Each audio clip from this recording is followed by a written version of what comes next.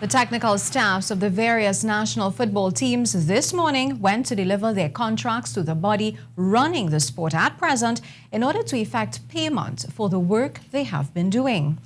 But as we hear from Kent Fuentes, things didn't go according to plan. Coaches inclusive of national team coach Terry Fennick, assistant coaches Angus Eve, Stern John and Ross Russell attempted to deliver their contracts to the TTFA, now governed by a FIFA-appointed normalizing committee. However, on their initial attempt to deliver the letters, they were turned away. Well, it just demonstrates the level of disrespect that we have been getting as coaches. It demonstrates we are in charge of young people and trying to develop the young minds.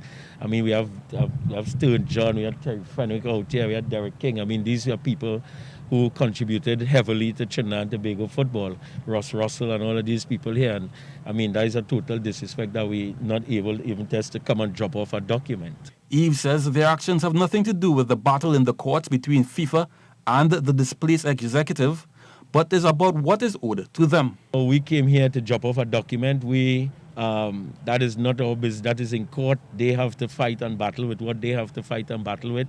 We are just merely coming here to try to ask a question. Are we going to get paid?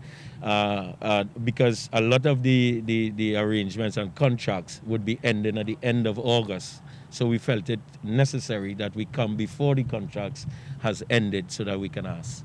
And while their plight is well known, this country's most capped player says no one has given them answers. We've called Emil Mohammed, I think is his name. We've called Dion Lafuka, the technical director.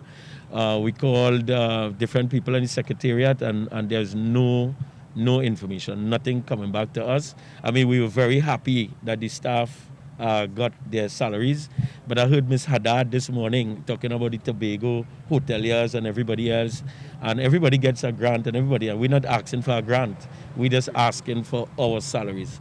Some of the coaches have not worked since last year, and in these difficult times, they are seeking answers and some relief.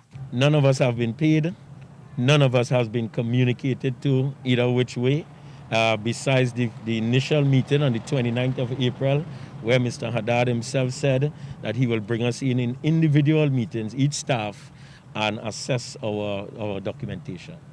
A group of 5 coaches were eventually allowed on the compound to deliver a letter that gives the TTFA 7 days to respond to their plight.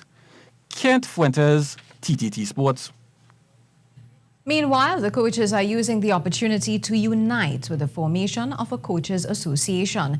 They believe this is one way they can have their voices heard with the best interest of TNT's football in mind. When there's bad, there's also good. So as a result of that, the guys have all agreed that we should start a coaches association, which has a vote on the board.